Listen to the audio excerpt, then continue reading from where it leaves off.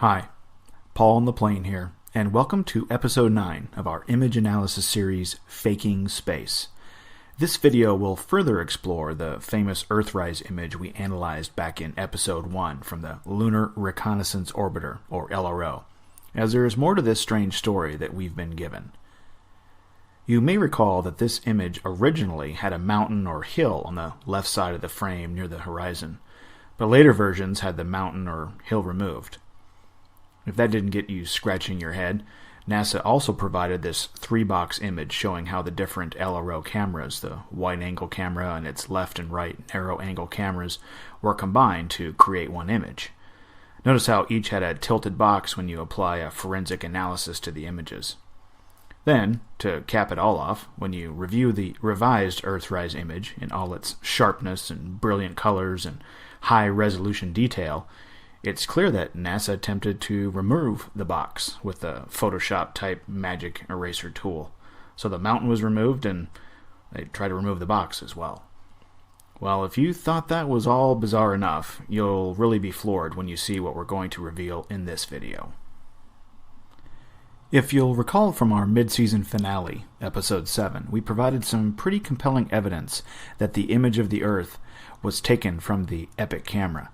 If you haven't seen that episode yet, go back and check it out, as the remainder of this video will drive a nail in the coffin of any idea that the LRO captured this image. Okay, we'll start by heading over to the LROC site that sits on the Arizona State University domain again. The links for all of the sites we're covering in this video will be available in the description, along with all of the forensic tools that we use, which are free to download and use. The entry is called Looking Over the Limb, and you'll see the familiar image there, which we are told was taken October 12th, 2015. Now, the reason we're navigating to this site versus the NASA Visible Earth website is because this page gives us the unique image IDs, which are here in the image caption.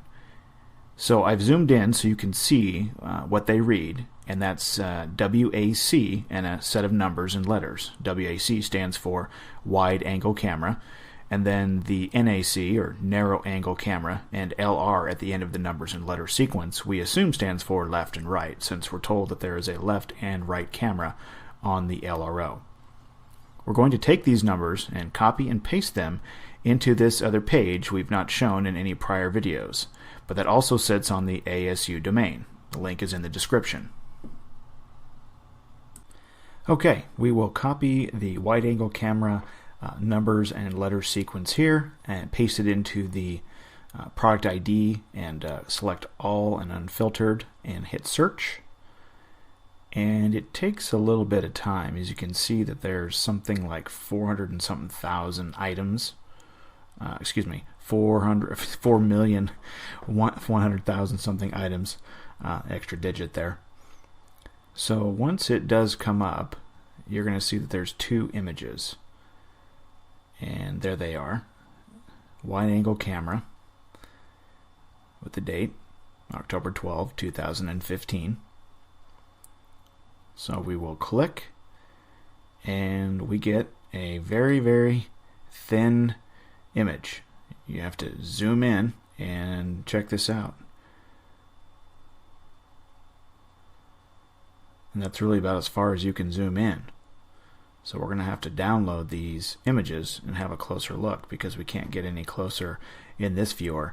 But you can see the strip data there. We're going to download it with this link here. This is about 7.5 megabytes. We'll hit the back button and download the other one. View it first. As you can see, it looks pretty much the same. We'll zoom in there.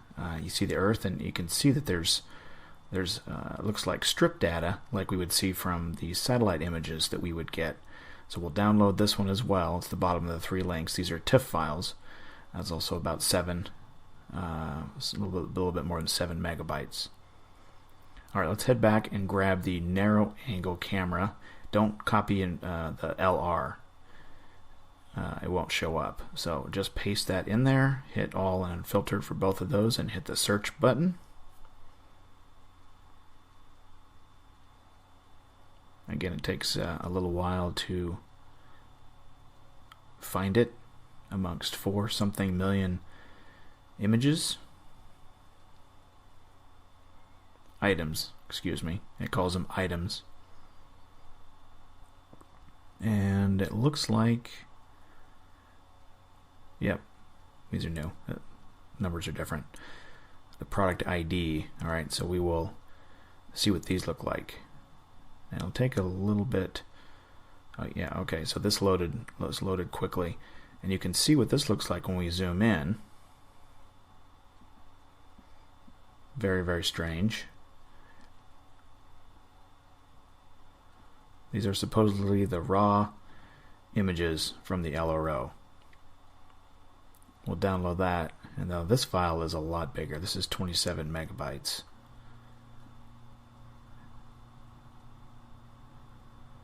And once that's done, we will hit the back button. We will click on the other image, our item. You can see it looks kind of the same. This is from the other camera, the left and the right, allegedly. Very strange. Doesn't appear to be strip data like the wide-angle camera was. It had lines of images. This looks like it's just a really compressed, smushed image. So we'll download that one. And then we've got our 4 images. Okay, now that we have the images downloaded, I noticed after downloading that the file names are the same, even though we got 2 links or images for each of those product IDs.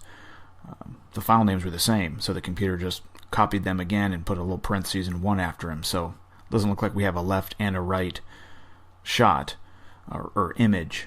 Looks like it just is one file. So that's kind of strange. If there's 2 cameras, why did we get 1 image? But when you double click them, and I had to use my Windows Photo Viewer here to be able to zoom in as far as I needed to be able to see what we actually have. And you could see there is what appears to be the Earth. Pretty pixelated. That's not what I remember seeing from the final image. I don't even know what these little light orbs are that are next to the Earth. And then you can see the strip data here, so I assume that each orbit is that's what it captures. I believe it said that the LRO, in my earlier readings, that the LRO captures 12 Earth rises a day.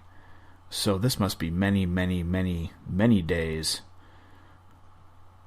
of images in this one single file.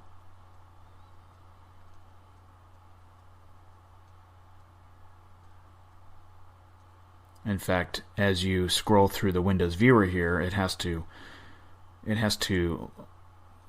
show you the top and the bottom, and as you get further down it, the quality gets even worse and even worse. So you'd have to go to the first page, if you will, and then start to scroll up, I believe, to get to the highest quality, is what it appears here. So we'll do that.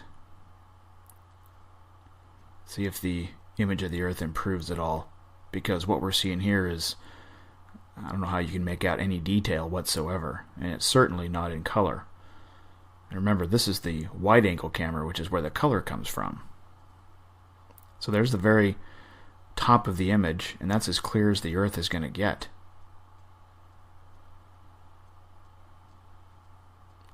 So if you go back to the final image that we got, it looks quite a bit different. Look at the detail and the color.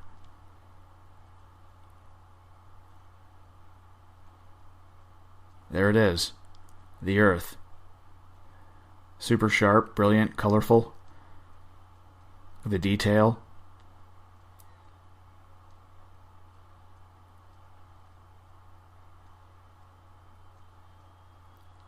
Here's what the raw image looks like from the LRO. Do you see the difference? How did they get that image from that? That's crazy. These other two, or this other image that was from the narrow angle camera, which looks like just the surface of the moon. I won't even attempt to open because it crashed my computer. But what I was able to do was to resize the image 5,000 by 5,000, and this is what I found.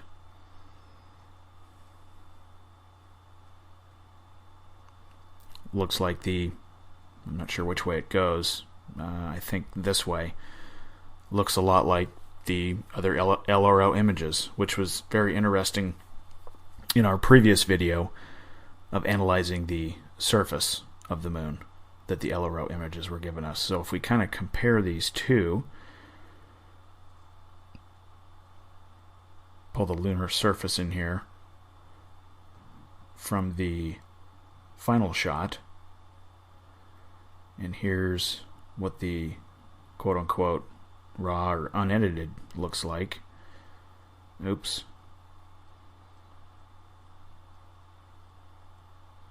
See if we can get these side by side. There we go. So it looks like, I guess that's the mountain at the bottom. Yeah. I guess. I guess you can kind of say that these two, still a little bit of a stretch to say that these two images are the same, but I could see where that is a lot closer than what the Earth image looked like. It's interesting also, it says that TIFF file is 300 megabytes, but the one we downloaded was 27. Also wanted to point out the wide angle camera is Earth only, it says. There's the Earth. But also in the shot was the moon. Maybe they just used the Earth from that shot. Maybe that's what they mean. There's the moon. There's the Earth. Take the narrow angle camera was the Earth and the moon. There was no Earth in the images from that camera. The bottom line here is that the evidence points to this breathtaking Earthrise image that NASA played up big time 47 years after the famed Apollo 8 Earthrise image that NASA says was captured by the Lunar Reconnaissance Orbiter on October 12, 2015 is nothing of the sort. It's clearly a copy and paste job from the epic series of images as we explained so well in episode 7. Isn't it convenient that the Discover satellite was launched in February 2015 and then allegedly started providing us daily images in July of 2015. Then a few months later, the LRO provides us this beautiful Earthrise image, yet only 6 years after it allegedly started providing images from the moon. Alright, a couple of final points to make here before we recap the LRO image analysis that we've covered so far during Season 1 of Faking Space. Number 1, note the ridiculous size difference between the Earth in the raw LRO image versus the one in the final version. Number 2, I've rotated the raw LRO image here so that it matches the final version orientation. Look at the white clouds and where they are, and then compare those to the final version, and you can see that it isn't even the same picture of Earth. Number 3, the infamous hill that was removed, it didn't even exist in the original raw image, but then was later added and then removed for the final version. What gives? And finally, number 4, you may be asking why we didn't use forensically to analyze these images, because the reason really is you can't use TIFF files with that program. We would have had to convert the files to JPEGs and then resize them pretty drastically, which would have resulted in compression artifacts, thus making any analysis inaccurate, because it would have resulted in the image being tampered with. Let's do a quick recap on the LRO series as a whole. The images of the Earth we have been provided by NASA have been seen to have boxes around them or show evidence of JPEG compression. We've seen mountains or hills removed.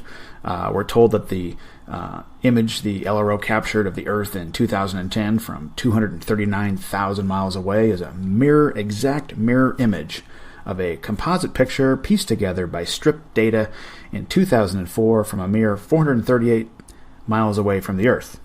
We find no noise in the shadows and dark areas of the image of the Earth or the moon surface itself, meaning they aren't real, and we don't see any evidence of ambient light, which we most certainly should if the pictures are in fact genuine.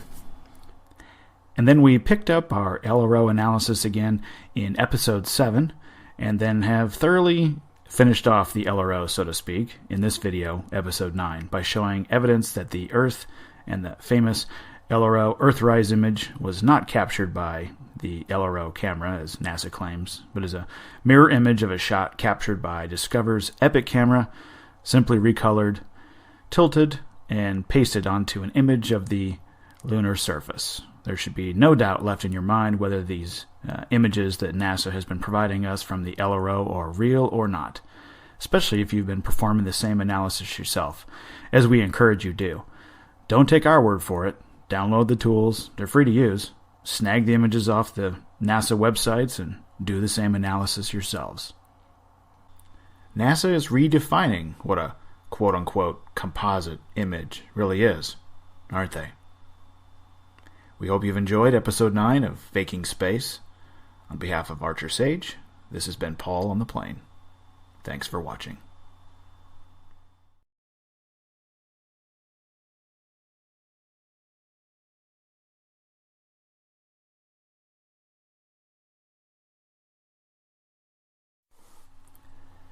Hi, this is Paul on the Plane. Welcome to episode 10 of Faking Space, and part 1 of our series on the Electro-L, from what we are told is a Russian geostationary weather satellite. Electro-L1 was launched in 2011, and then Electro-L2 was launched in 2015. Now, the purposes of these satellites, we are told, is to capture real-time images of clouds and the Earth's underlying surface, heliogeophysical measurements, collection of translating hydrometeorological and service data. This is all according to the Roscosmos, the Russian Space Agency's website. Now, all of the links we are using in this episode will obviously be included in the video description, as we usually do, with the hope that you perform the same analysis yourself. And the forensic image analysis tools, yes, free to download and use, you've got no excuses, will be in the description as usual as well.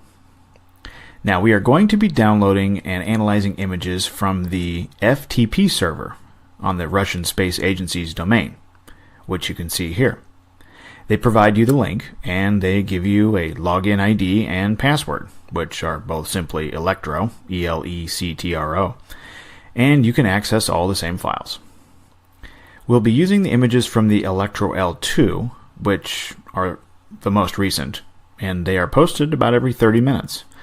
And what we found, and this is where we're going to start the video today, is that they're pictures of the Earth on the night side. The satellite is supposedly always pointed at Russia. At 20:30, or about 8:30 p.m. Russia time, always have this very, very weird effect. We are told the Electro is 36,000 kilometers, or about 22 to 23,000 miles above the Earth, and is able to get a full picture of the disk. That's right, the Russian Space Agency seems to always call the Earth a disk when referring to the images Electro is capturing. Now, the Electro camera is allegedly 121 megapixels, so we're supposedly receiving, the highest resolution images of our world. At least the Russians didn't spare any expense and put a decent camera on board a satellite, compared to the 4 megapixel EPIC camera on the Discover satellite, right? And the Electro is allegedly 98% closer to the Earth than Discover, and can get a full picture of the disk? What gives, NASA? But I digress. Alright, so here is how we will find these images. We're going to go to this site, which is where the FTP server link is, and shows you the login. I've already logged in, so it's going to remember me, but if you're doing this for the first time, remember that it's Electro is the login ID and the password is Electro. So you should be able to get in very easily. Alright, it takes a little bit for each of these pages to load when you click on a link, but what you're going to see when we first get in there, there's the Electro-L1 and the Electro-L2. So we're going to go ahead and use the link for the Electro-L2, and we're going to go to 2017. Just going to grab the latest images that we can as of the recording of this video. So we're going to go to August. And we want the night pictures, so we're going to go to the 17th, because as of right now it's morning on the 18th, so won't have that effect. And we're going to go down to 2030, which is military time, Russia time.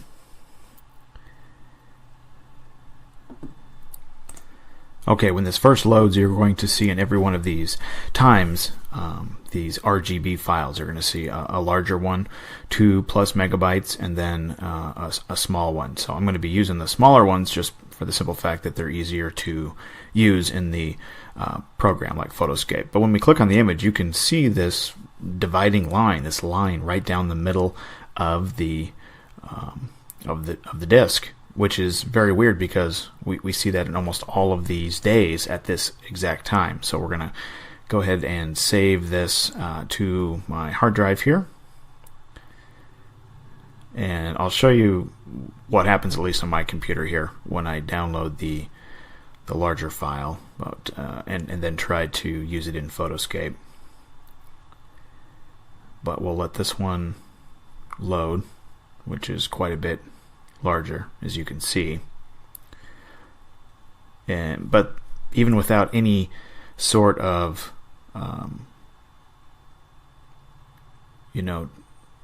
changing of brightness or backlighting or anything of that nature, you can already see this very strange dividing line, and it happens every day, it seems, at this time of day.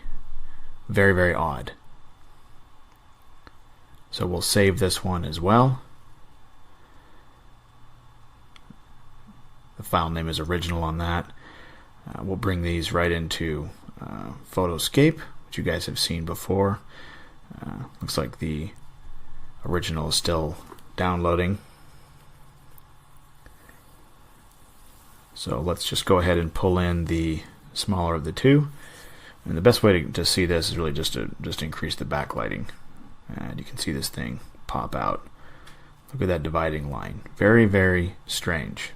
Curious if anybody has an explanation. Look for an explanation online, and I haven't been able to find one.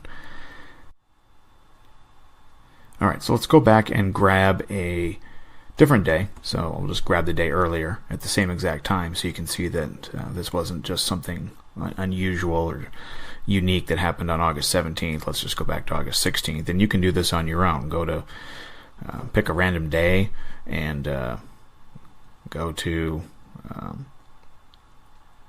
let's go back again to the 16th. Pick a random day, go to about this time, 2030, and you won't really even have to make any changes to the photo, increase the backlighting or anything of that nature. Here we're going to download again the RGB, which is the combination of all the different channels, and you can see it there without any without even downloading it and putting it into Photoscape. Very, very strange. Alright, the other point we want to make here is, as you're cruising through the FTP site here, no matter which day you click on, we'll just pick another random day. How about the 10th of August? In each of the day folders, you have all of the times, as you saw. So no matter which time you pick, we'll just pick a random time, 6:30. Any of these, and you can see in each of the time folders, they have all of these JPEGs, 1 through 10. Well, if you click on 10, in every one of these folders, here's what you get. A white disk.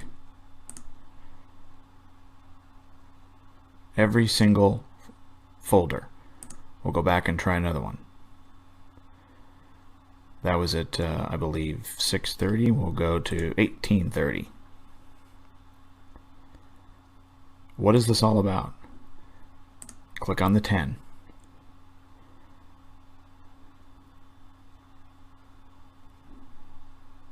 A white disk.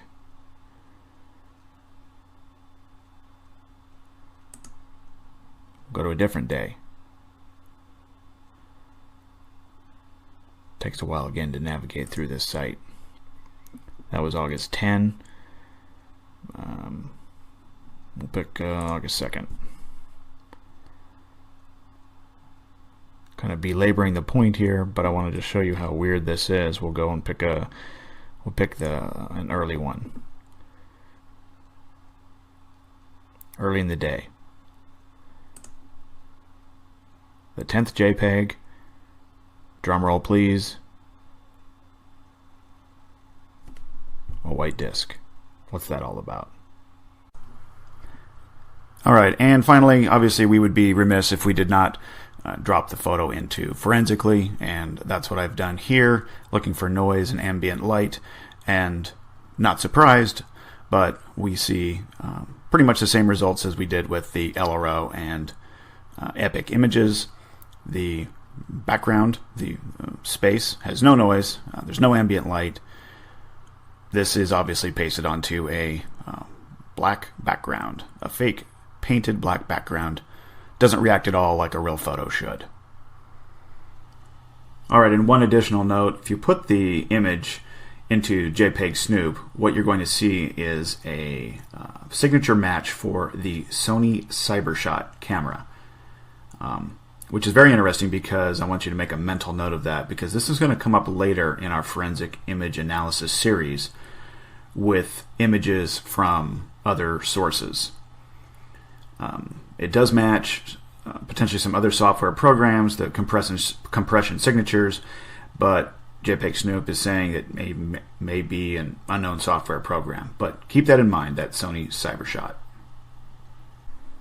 Okay, that's a wrap on episode 10, which is part 1 of our forensic image analysis of the Electro-L Russian weather satellite, and it's an amazing 121 megapixel camera taking pictures of the Earth disk from 22 to 23,000 miles away. We hope you've enjoyed episode 10 of Faking Space. In part 2, we'll continue analyzing images from the Electro-L and reveal some other very strange effects that we found that further provides evidence that the images the world is being presented by the Russian Space Agency are anything but authentic. Until then, on behalf of Archer Sage, this has been Paul on the Plane. Thanks for watching.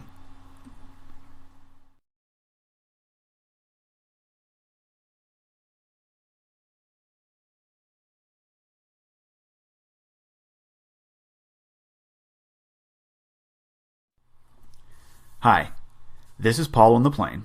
Welcome to episode 11 of Faking Space and our season 1 finale. This video is part 2 of our forensic image analysis series on the Electro-L, a weather satellite the Russian Space Agency Roscosmos claims is pointed at Russia at all times, about 22,000 miles above the Earth. In part 1, we show that if you download files directly from the Electro-L FTP server and analyze the source files, you'll see a weird dividing line, vertical line, down the center of the Earth disk at exactly 20:30 each day. That's military time, so about 8:30 p.m. Russia time, which is obviously really, really weird. We also showed that each of the FTP folders for each day and each time, which is every 30 minutes, that the 10th JPEG file is just a white disk image. And it's the same size and dimensions as all the other JPEG files in every other folder, every day, all day. We also showed there was no noise and no ambient light from the images from the Electro-L of the Earth, and that the compression signature in JPEG Snoop, even from the original source file from every 30 minutes, shows it's from a Sony CyberShot camera. Okay. Here in part 2, we'll be accessing the same FTP server. We're going to navigate through the links to the Electro-L2, then 2017, and then the month of June, and go to June 20th. We're going to look at the time of 2030 and pull up the quote-unquote original JPEG, and what you'll see here is a very weird anomaly, this fluorescent green line. You can also hit the back button and go to 2000 hours, so 30 minutes before, and see an even larger green anomaly, a green line that looks like multiple lines here. And then the subsequent time folders, you'll sometimes see these weird green smudges all over the disk at various places. This happens, or appears to happen on other days as well, but always when the light is starting to go away or behind the disk as Roscosmos is presenting these images from the Electro-L. And all of these anomalies, from the green line, the green smudges, and the weird dividing line we showed in part 1, all happen with the night images only. If we put the photo in Photoscape, and we use the backlighting feature, we can see the weird dividing line again, which is very strange. You may argue that the weird green line is some sort of glitch when the different channels of the camera are combined. But then you'll have to reconcile why it doesn't happen with every shot, and never during the quote-unquote daytime images, and only when we're seeing the dark side of the disk. The other point we want to make here is that, as you've seen, every single time folder contains 10 files, and then the RGB is the combined one. The other images, JPEG 1, 2, JPEG 3, etc., all have some colors, and some are black and white, and some have clouds. So, if these are all the different channels, how come when they combine all the images, the clouds disappear? Apparently, we can see the clouds all over the dark side of the disk. Each folder contains a few pictures of clouds all over. But when all of the data is combined into one image, the clouds on the dark side disappear? Very strange. And of course, if you put all of these images into Forensically, you'll see no noise, no ambient light, meaning they are just pasted onto a fake background, a black background meant to be the infinite vacuum of space. Extremely weird stuff going on with these images from the Electro-L2. Alright, that's a wrap on Part 2 of the Electro-L and Episode 11 of Faking Space, our forensic image analysis series. That means we've come to the end of Season 1. We hope you've enjoyed what you've seen so far, and we hope you are doing some of your own forensic analyses of photos that we are given by NASA and the other space agencies.